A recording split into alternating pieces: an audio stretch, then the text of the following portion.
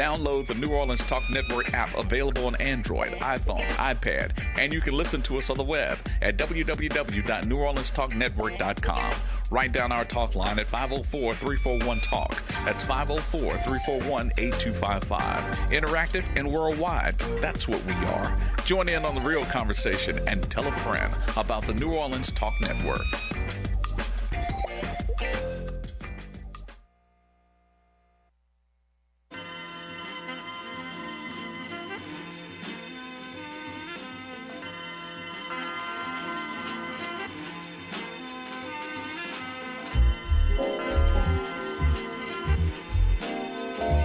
You are listening to the New Orleans Talk Network, a Church Without Walls Foundation, hosted by Rev Dee Dunn. Charles Steward. We're so happy that you have chosen to tune in with us once again. We're here on the New Orleans Talk Network every Monday, 11 to 12 noon, live. We here at the New Orleans Talk Network, a Church Without Walls Foundation, deal with issues concerning the family, the church, and the community. You can get in live on the conversation by calling 504-341-8255.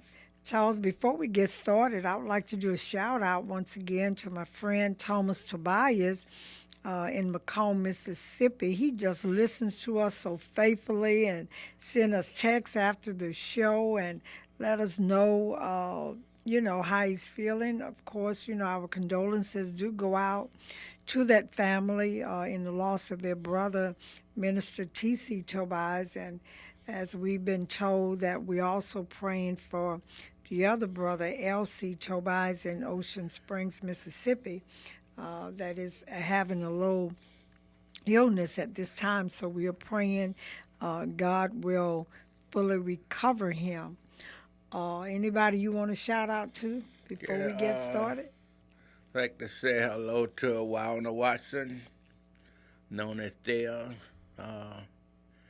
Want to thank her for always listening. She always gives encouragement about the show, so we thank God for her.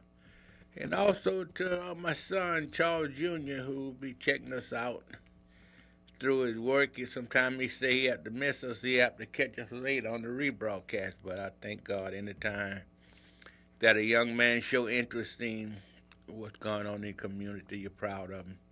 And a special shout out to Gail Scott, who be checking us out. So to all our many listening friends, we happy that y'all tune in every Monday morning at 11 to 12.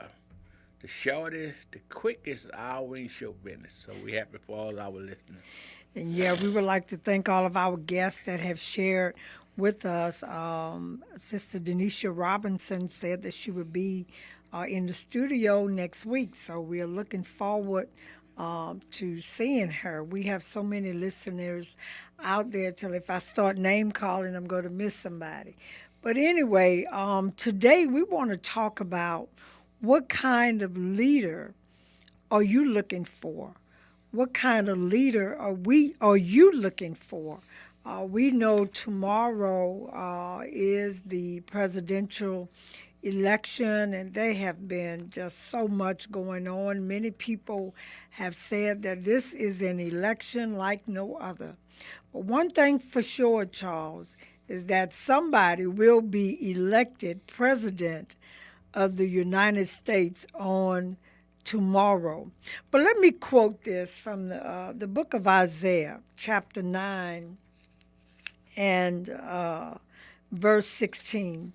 It said, "For the leaders of this people cause them to err, and they that are led of them are destroyed." So what kind of leader are you looking for? Because as far as I'm concerned, when I'm looking for a leader, whether the leaders of a family, leaders in the church, leaders in the community, I would want a leader that have morals.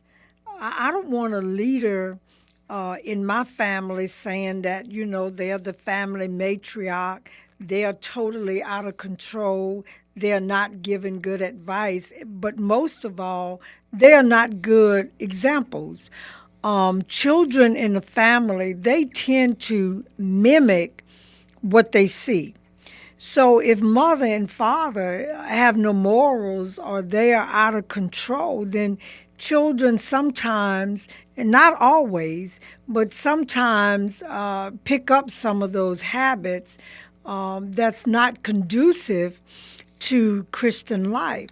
So, what kind of leader are you looking for? Even in the church, we're looking for leaders that have morals, leaders that live according to God's plan and God's purpose for his people. Also, leaders in the world. We should be looking as Christian people, we should be looking for the same kind of leaders, leaders that's going to do things accordingly the way God will have us to go as Christian people. So that's what we're going to talk about today. What kind of leader are you looking for? Whether that leader it's in the home, it's in the church, or that leader is in the community.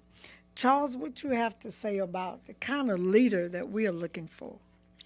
Well, of course, you're looking for a leader that would serve your best interest and also the best interests of the entire country. And the way I think the standards have been lower, the qualifications for being a leader. I guess if for all the senior citizens, I know when they look back on life, they kind of confused, and some may be disappointed, and some doesn't understand our new leaders. Okay, you can start off saying the church. Uh, let's deal with the church first. Okay, in the church, your leaders now, most of their standard is gone. I mean, they done lowered the bar where it used to be the shepherd of the flock was somebody that well respected. He carried himself in a respectable way. You don't have that now. A lot of some pastors, not all of them now, but some of them have lowered their standards. Some want to dress like wee and pee pee them. Like they want to be like they want to wear. Some of them got earrings. I seen a preacher one time had an earring in his nose. Like he want to be like BB and them and Puppy and all of them. So I think when you as a leader, you don't have to lower your standard. All you got to do is do what is right and the ability that God gave you to serve your church or community. Now let's look at the politics part of it. The people control the elected officials. Used to be the elected officials did what the people wanted and the wishes of it, but now like you got the lobbyist group. They control the politician now. You take like on a national level. You got so many lobbying groups. They control the candidate. They control a lot of senators, a lot of congressmen. They tell them what they want. I mean, you probably in Washington D.C. You have thousands on top of thousands people lobby. All they in the ear of your congressmen and your citizens. So they come down to the people need to stand up and say, no, we're not going to take this anymore. We send the wrong type people to Washington, D.C. to represent us. They don't represent us. They represent what that is, the Rifle Association. What the name of that? Right, NRA. Yeah, NRA. The medical pharmacy companies, they control what your senators do, and it come down to Rev Dunn is It's how we vote. Do we understand how important it is choosing a leader? Number one, I think that we don't know. I mean, some churches they choose a pastor if he not to sing real good. They don't know if he just killed 20 people, but they say he can sing real good. Right. He know how to hoop. I mean, some pastors get elected just on that ability. They don't understand that they need to vet him and do a background check on who this reverend is, who he was. Now, some men of God that done been in prison, they some of your best pastors. Right. You know, but and some of them not. I mean, they got some of them is not real leaders. They that just to please or whatever the congregation want to hear. If they know they like good singing, they get good singing. But you know, like I always say, people all worry about how good somebody preached, but Jesus only preached, I think, 12 times. But he was teaching the rest of the time, so that let us know how important teaching is and having a good understanding. That's the most important thing I think could happen in our life, you know. Right. And then when you talk about church leaders or church pastors, I think what people have to understand that these are not just people that we choose. A preacher, the Bible clearly says that how can they preach except they be sent by God? And God is not going to send us anybody or somebody that doesn't have his heart. His morals are not going to lift the people up rather than pulling the people down. In the Bible times, there were kings that was leading the people. And because they were so afraid of just losing a position, they did other things like call men. The Bible declared that they were men of Belial, Biald, men that just walked any kind of way. And God was definitely not pleased with that. And when men do that, they tend to also pull the people down with them. Charles, let's hold that thought a minute. We are talking about what kind of leader are you looking for? You are listening to the New Orleans Talk Network, a Church Without Walls Foundation. We're going to a break and we'll be right back.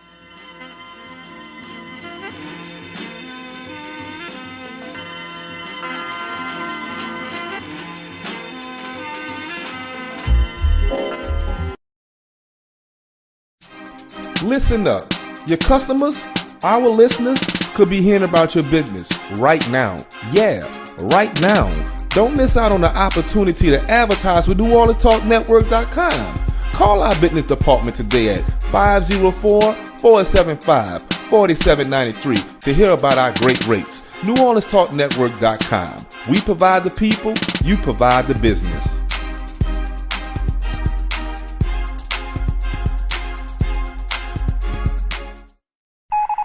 New morning show alert. New morning show alert.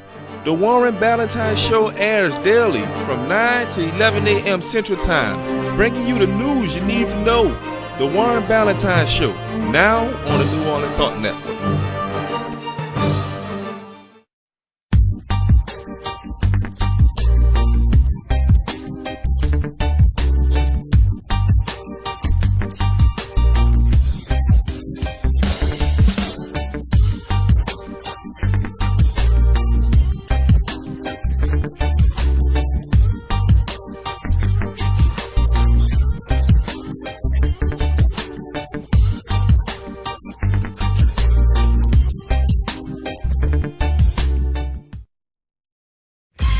This is Captain Black. This is Brother Al Mims.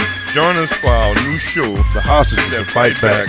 Wednesdays at 10 a.m. Central. We are all hostages to something, but it's up to us to find the courage to fight back and make the change. So tune in to become the change you want to see in the world, here on New Orleans Talk Network. Brothers and sisters! Brothers and sisters! what this world is coming to.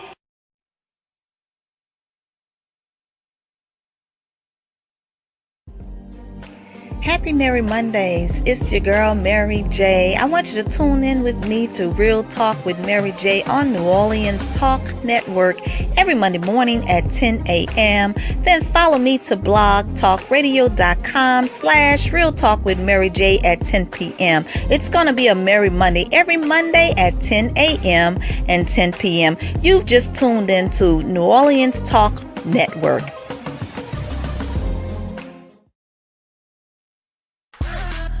What's up, New Orleans? Listen, this your man Fred, host of your #1 sports talk show down here in New Orleans. Yeah, I said it. FanView, where real fans talk about real sports. Join me, Bang Boy Recite, your people's man B, and Madman the Big Fan as we talk about all the latest sports topics going down here around the country. Again, FanView, where real fans talk about real sports.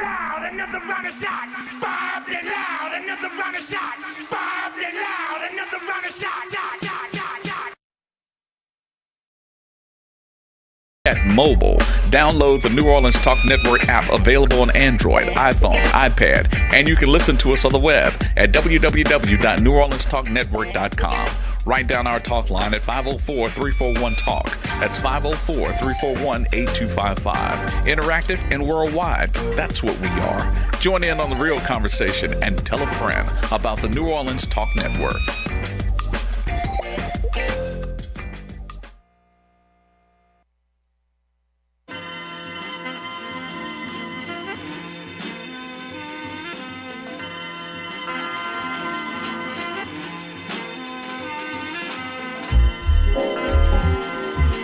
We're back. You're listening to the New Orleans Talk Network, a Church Without Walls foundation hosted by Rev Dee Dunn and Charles Steward.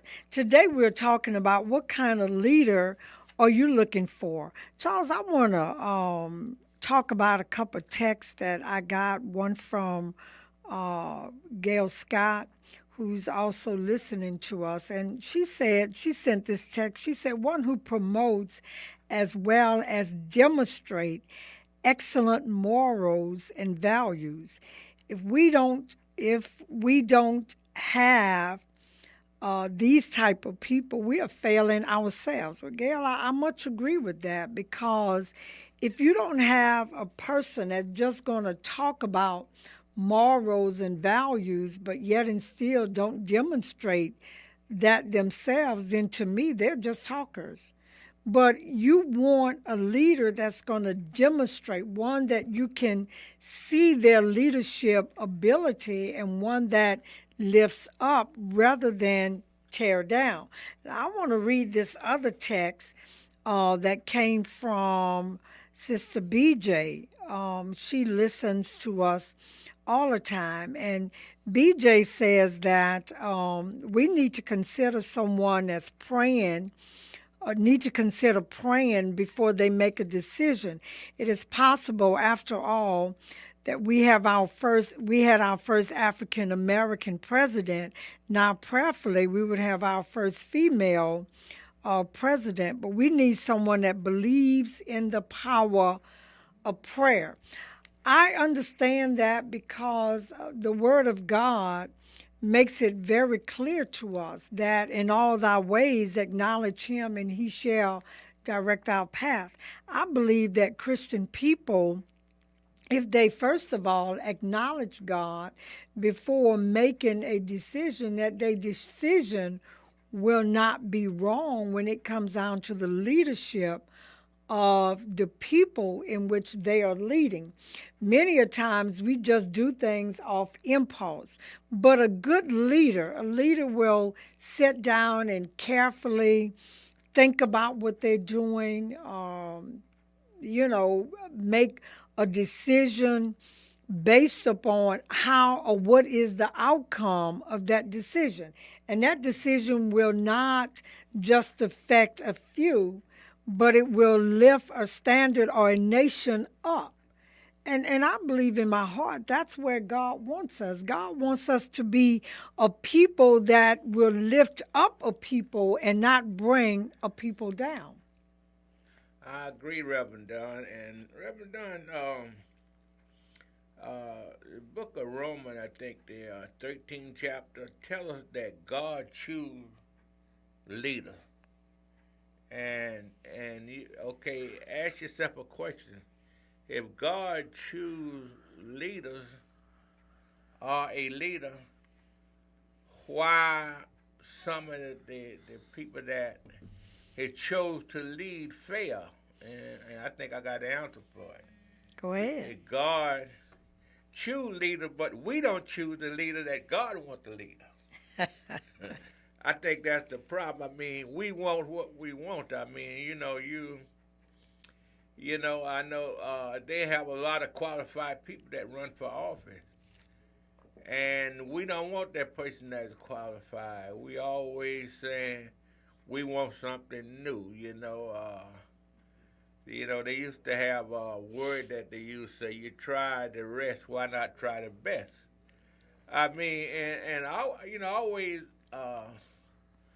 lack someone that I know that have proved themselves and somebody that's qualified. I mean, I don't think, Rev Dunn, that you want to go to New York or California and board an airplane and it's the pilot first time behind. I mean, this is his first flight. Right. I mean, you want a leader, and like I think God put leaders there for us, and we reject those leaders. We want something new. This guy sounded better. I done heard women say that, dude, I love him. He's so handsome, and I can vote for him, but she don't check. They don't check the qualifications. It's the same way with our men. Look at women and say, oh, she a gorgeous woman. I vote for her any day. And they don't even know who she are. They haven't checked out. She haven't been vetted. And so that's why I believe the book of Romans when it said God choose our leaders, but we don't choose who God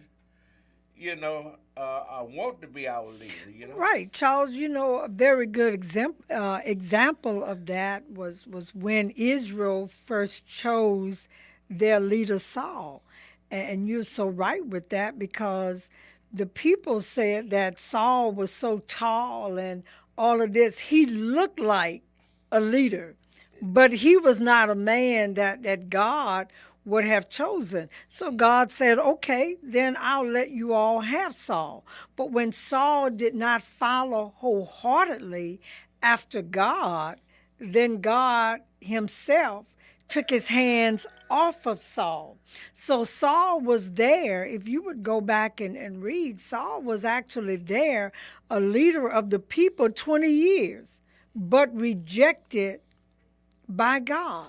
So sometimes, even in the church, pastors will say, well, God must have wanted me here. I'm still here. Think about Saul. Saul was there in a position of leadership 20 years, yet rejected, no anointing by God. And initially, he was anointed. God allowed him to be anointed initially, but when he walked out of the will of God, God took his hand back. Now let's look at David. David was a man, after God's own heart. David was not perfect, and when David did things like had Uriah killed for Bathsheba, God dealt with him. And then David repented, came back to God. But see, leaders will also make mistakes. That's a given. They're human like everybody else. But the issue of that, if that leader will continue to walk out of the will of God. Because one thing you have to understand about a leader, their decisions will ultimately have repercussions on the people that they're leading. I mean, you can't tell me you're my leader, you making these decisions, and those decisions don't affect me. Yes, they do. And that's why it is so important for us as a people to pray about the leader that we will put there to lead us. If I'm praying, now, if the majority does not go my way, that's okay. I can at least say, God, I tried. I got out. I voted. I exercised my God given right. But if I sit home, can't complain. Right. And I should not complain, right, Charles? Right, and oftentimes we do that. We're saying, you know, people call you up and say, "Man, how did he get elected?" What you mean? Why you didn't vote? You know, I can remember several years ago, Rev Dee Dunn. I know you probably remember, and I'm most sure our listening audience remember. The African American community, they fought real hard to get a black majority district for congressman. Yes. And what happened was it was Congressman Bill Jefferson running against Joseph Gow, I think was his name. And you know, you people saying, how in the world could Joseph Gow beat Congressman Jefferson when we had a black majority district? I think it was like 64% black and 40-something% white. How did he win? You didn't go vote. That's how he win. It's so simple. And you know, it's almost like you waking up saying you don't know. Did you go vote? Did you go and vote? And some of them said, "Well, I thought he had won already." And so that, you know, so what I'm saying is that we don't really. If you love your kids, you love your family, and you love your community, you're gonna be aware of what's going on because. As Pastor Jones said yesterday in church, said that one thing he learned about being in politics is that how the politicians, how they gauge what community they're gonna serve the most, especially like your congressman and your senator. They look at the person that vote. For instance, like they got a person that vote in every election. They got them a 1. The person that vote in the last 4-5 election, they got them a number 2. And the person that haven't voted in the last 3 elections that might vote every now and then, they got them a 5. Wow. So if something wrong in your community and you call your congressman, the first thing you look out, how did they vote for me? Right. And he look and see you. If you a 5, well, you low on the tote pole. I mean, he's not going to worry himself about helping you because he don't even know really if you're going to vote next thing. But see that 1 call? If you a 1 or 2 call, the congressman's going to listen. What can I do to help you? He going to find his way of getting together with you. And that's, people saying, wow, some people, they live in this neighborhood. Why they want to move in other neighborhoods? Because they want to move in that neighborhood where it's a 1. Right. Or it's a 2 because they know that neighborhood is going to be well, the congressman and the senator, everybody going to respect that community because they know those people in vote. So they vote determine if he keep his job. But if you're 5, he take a chance on you. So that's why a lot of times people say, I'm gonna move out of my community. They only kind of better their condition for their family. Yes, they will. It's not so much people want to move in a white neighborhood. They want to move but they want to better themselves because they want a better life. I mean, right now, Rev Dunn, you know, certain community that they call up, and the police don't take an hour to get there. Some community, they get there in 10 minutes. Right. That's the number 1. That's right. Charles, hold that thought a minute. We have to go to a break. You are listening to the New Orleans Talk Network, a Church Without Walls Foundation, hosted by Rev Dee Dunn and Charles Steward. We'll be right back after the break. You also might want to turn me on Facebook.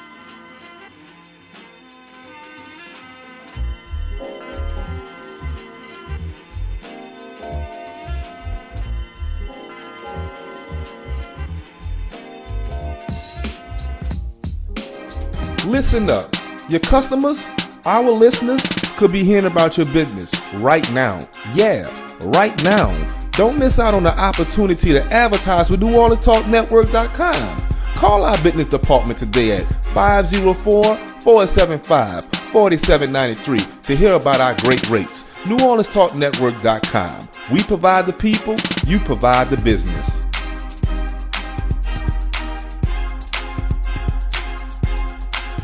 Are you a member of Bedside Baptist? Well, now you can join Bethesda House of Prayer every Sunday for our live broadcast. It starts at approximately 9:45 every Sunday morning. Just go to NewOrleansTalkNetwork.com and click play. We can't wait for you to join us from your home. And don't forget, if you want to join us live and in person, service starts for 9 a.m. and we are located at 7601 West Lake Expressway, Marrero, Louisiana, 70072, Suite C.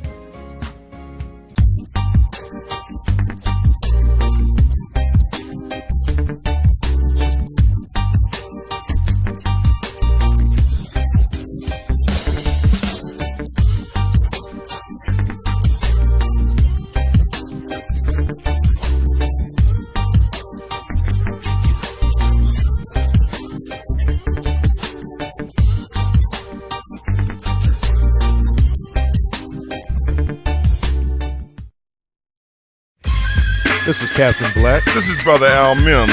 Join us for our new show, The Hostages That That Fight Back. Wednesdays at 10 a.m. Central. We are all hostages to something. But it's up to us to find the courage to fight back and make the change. So tune in to become the change you want to see in the world here on New Orleans Talk Network. Brothers and sisters! Brothers and sisters!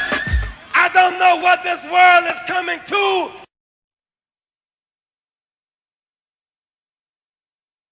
What is New Orleans Talk Network? It's today's hottest topics with an added flair. You get ready, because the conversation will be hot, and better yet, mobile.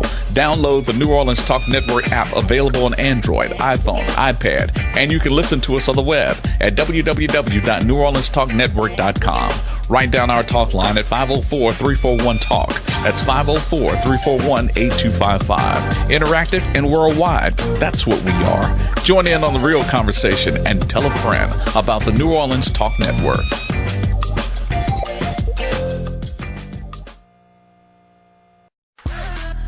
What's up, New Orleans? Listen, this your man Fred, host of your #1 sports talk show down here in New Orleans. Yeah, I said it. Fan View, where real fans talk about real sports. Join me, Bank Boy Recite, your people's man Pete, and Madman the Big Fan as we talk about all the latest sports topics going down here around the country. Again, Fan View, where real fans talk about real sports.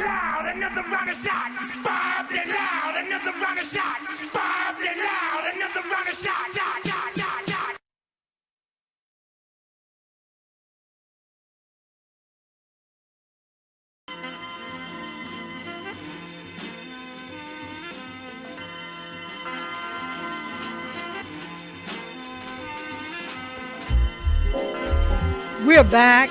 You're listening to the New Orleans Talk Network, a Church Without Walls foundation hosted by Rev Dee Dunn and Charles Steward. Today we are talking about what kind of leader are you looking for? You can get in on the conversation by calling 341-8255. And let me say this also, we're streaming live on the New Orleans Talk Network, a Church Without Walls foundation. You can go to the Facebook page and you can also get in live on this conversation. Charles, before the break on the last segment, you said something that really caught my attention. And you said putting somebody in a leadership position that they don't know what they're actually doing. And I think that's very important, because you can't lead me where you are not going. I mean, actually, if you have no idea about where you're going, then how in the world are you going to move me forward? You have no experience. You really have never been there. You're just doing a lot of talk. I remember on the last, or one of the last trips that I took, and we were flying and we were going into Atlanta, and the pilot kept making the plane go fast and slowing it down, go fast and slowing it down. and the flight attendant said, "Well, I wonder what's going on in the cockpit. He just making the plane go fast and he slow it down." So you know me, I'm curious. So I'm gonna, because the pilot, most of them will stand there as you exit the plane. So I asked the pilot, I said, "Well, what was going on? I mean, you were going real fast and then you slowed the plane down." He said, "Well, I'm just kind of learning how to fly." He says, "I was just trying to see what the plane was going to do." I really hope he was just playing, but at that time I was getting off the plane.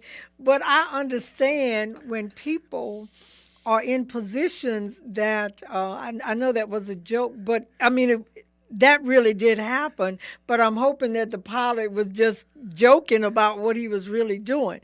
Let me say this. During the conversation when we were talking about politics, and we talked about, you talk about that being a one community, a two or five. Lots of times, probably when you and I call a politician up, they will immediately call us back, or we have their cell numbers in our phone. Then you have someone in the community, they may take a week or have their assistant or their secretary call back. And sometimes people wonder why. Well, the reason for that is because if you are not involved, they don't know who you are. They don't know that they can depend upon you if there is a problem or to get them back reelected. So they feel like you are not so active as a person that is active. And I think being active is very important. They need to know who you are because you're active. They need to know that you're one. I'm going out and vote, and my vote counts. Right. My vote may be the one that will keep you there or keep you out. And I believe in my heart that that makes a difference. Certainly does. Politicians, and most of them is some of them have the God give them a certain ability. They're great speakers, and some of them are doers. Now, your most sincere politician is the one that is not great speakers. They I call them a doer. They do the necessary. They have the community at heart, and they got other politicians, they just on a sound vice. I mean, they taking they make all the church picnics, the family reunions, and they do the cookout and all that, and they go all the barbecue, but they don't do nothing for the community. They likable, they always got that pretty smile. I mean, so it appeared to me that the world is on a sound vice, it's what sound good. Like Dee, like a story was told one time, and I think you may know it, Dee, about this politician that came into the community, and he came into the community, and he was a tall, handsome guy, and they had an elected official there already. I mean, he was done. He got new streets for his community. I mean, anything community needed, he was there to do it for them. But he didn't speak real well, and he didn't have the charisma that a lot of people think he didn't have, and he didn't make all the barbecues and the church anniversaries. He didn't do none of that, but he stayed working hard for his community. But this guy that sound good came along, and he told him, he was trying to find out one thing that he can do to get elected. He know he had the charisma, and he knew he had the attention of the audience, especially the women. They loved him. He was a tall, handsome guy. And he found out one thing: a train was coming by at the time, and he all that noise. So he kind of paused for a while, and then he said, if y'all elect me, I promise y'all, see that noise that y'all hear now, it won't, I get rid of it. I make sure them train tracks be moved. Y'all won't have that noise no more. And do you know, he got elected from that day. And He got elected, and when his 4 year was up, he hadn't did nothing for the community. Neither was that train track moved. Wow. But he he got elected by just saying that, but the guy that was doing everything for the community, they voted him out. So when it come time for election again, he came back to the community again. And the same guy was there that did everything for the community, and they had a debate. And so he was talking, and he looked at the crowd, and that same train happened to come through again. And how the bump, and he thought about it. He know he hadn't did nothing, but he thought about it, how he got elected. He said, look, he said, if y'all elect me, he said, I'll get that track move. And had a little old lady in the crowd said, hold on. 1 minute, say, you told us, and she used the word damn. Lie once before, 4 years ago, you told that lie. And he looked at her and said, well, it worked so good. That time, I think I'll try it again. But Charles, again, we are talking about what kind of leader are you looking for? And many a times, you're so right. There are people, you know who the hard workers are, whether they're in your family, whether they're in the church, or whether they're in the community. And lots of times we look at the ones that sound good. And look, I remember in one of the last elections I was in, and I was talking about, well, we're going to go in here and we're going to clean up this community and make it better, and that's going to make your property value go up. And one of the guys said, that was just a mistake. Folks don't want to hear that. And sometimes that's the way it is. Even the Bible talks about that. He said, look, even in the last days, people are going to ensure they're going to leave away from sound doctrine. They're going to have itchy ears. They're just going to go after stuff that just sound good, but it's not good for you.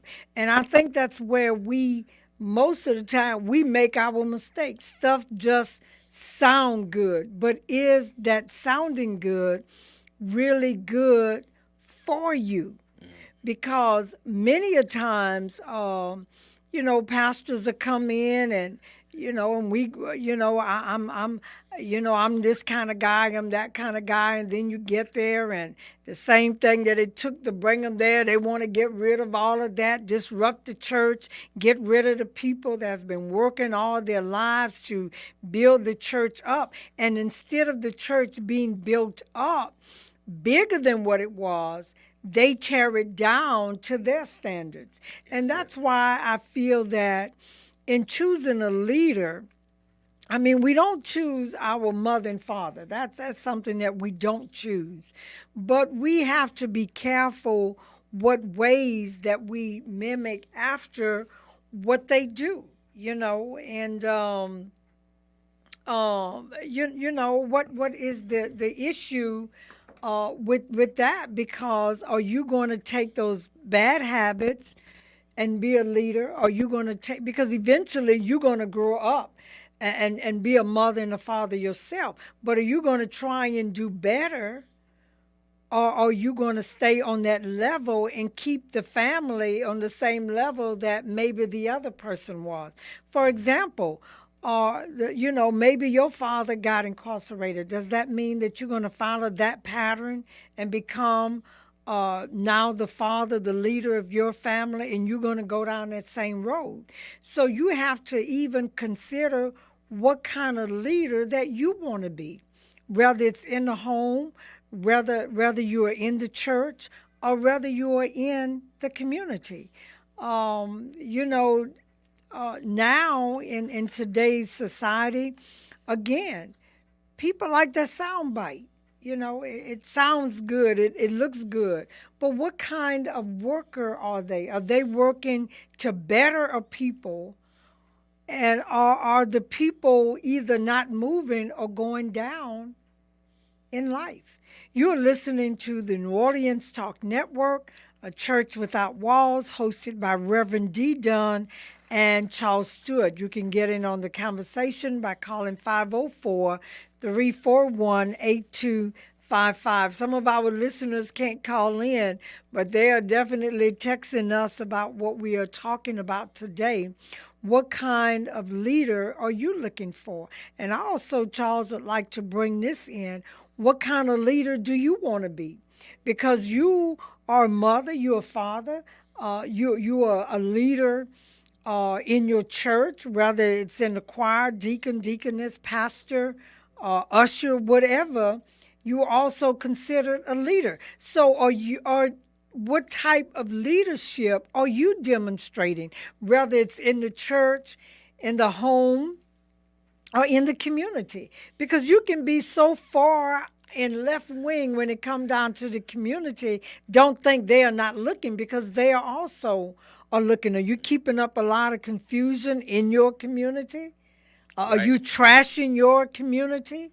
I mean, actually, what kind of leader are you? Do you go on the street when the garbage men have passed and trash has been spurred? Do you just immediately start initiating because you want to take pride in where you are?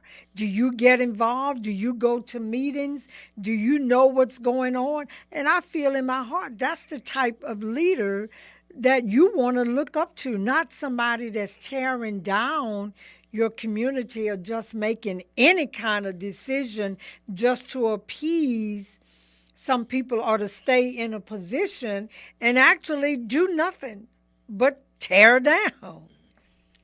Happen all the time. You know, it's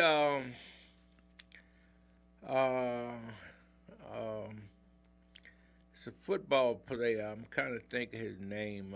He used to play for the Atlanta Falcons, and he was saying that he was a protocol guy, and they asked him what he meant about that, and he said, I think it might have been, I'm saying Atlanta Falcons, I think it was Herschel Walker who played for the University of Georgia. I think he ended up playing for Dallas and Minnesota. But anyway, he said that he was a system type guy. He said, like, his opinion, the reason why the United States doesn't progress because they tear it down every 4 years or every 8 years. You know, the new president come in, nobody build up on what the other one did. You know, like it's always, like you say, you choose a leader, like I said earlier, God chooses leaders for us. We just don't choose the leaders. You know, you take like in the Donald Trump race, Republican, like I think they had like 17 of them. And for whatever reason, they wanted Donald Trump, but they had a lot of other great men that were well qualified like him. So who just said that? I don't want to believe that God chose Donald Trump to lead the country, you know, but God, you know, the Bible clearly say, if you believe in the Bible said God choose leaders. Right. Well, Charles, let me bring this in about what happened at the Senate debate at Gillett University with David Duke, and why so many people, so many of the students were very upset about that. Because how do you take a leader of the Grand Wizard, who is the head honcho of the Ku Klux Klan, which is an organization that we know have gone out and had black men hung and all of that, and bringing in so much hate and racism, and he is the leader. They don't get as high as the Grand Wizard of this organization, and he's saying, I want to be your leader. And I think what was appalling to me, because he said, well, one thing about it, in the organization, when I was the leader, I had nobody killed. What is that supposed to mean? You were preaching killing. Well, I mean, as the head of the organization, I think Duke did what it took for him to survive. Remember, David Duke had a lot of pride in himself. David Duke probably to me was one. I don't call people ugly, cause I use the word they unattractive, if I could say it that way. Caucasian that you could meet. I mean, he did a lot that they have the look. If you could get a picture of David Duke when he was a little boy, he looked like a little Hitler, but he He got a facelift. I mean, he remade himself over to make himself attractive to women. And whether we want to believe it or not, when you really look at the situation, I think in David Duke's situation, he don't see himself no different from Farrakhan, Jesse Jackson, Al Sharpton. He figured he was saying the right thing that would make white people love him. That what they want to hear. And David Duke was like a hero to like white people the same way a lot of African American was. Jesse Jackson was a hero to him in Farrakhan. Right. I mean, they see that the same way. I mean, if you look at Donald Trump is like a hero to white people, and I keep on saying this here. Like one thing he said, I made Obama produce his birth certificate, and like that's why they love him so much. And like we saying, David Duke, Rev Dunn, but I see they got over like 40-something million David Duke. I mean, Donald Trump shows how many Duke they got out there. I mean, they love him. Donald Trump running for the highest, for the highest of highest office in the whole world, in my opinion. Yes. And when they asked him about David Duke, he said, "You know who David Duke? I mean, your grandkids know who David Duke. Now, how in the hell is he running for president and don't know who David Duke was?" But he couldn't denounce David Duke because he need David Duke vote. He didn't want to run away and support. Right. Well, Charles, it's time to wrap this segment of the Church Without Walls for today. But let me put this out here. Tomorrow is November 8, 2016. It is the election day that we will be going to the poll to elect our next president of the United States of America. This decision is going to affect all of us. So one thing that we're asking, don't forget to go out and vote tomorrow. And I would say again, 8 years ago, history was made with Barack Obama. He was the first African American to be president of the United States. And my prediction is that history going to be made again. The first woman would be elected tomorrow. Again, this is the fastest hour in show business, everybody. So remember, ain't no such thing as being half dead, and you better go vote tomorrow because if you dead, you're dead. Love you. Love you, and until next time, thank you for listening.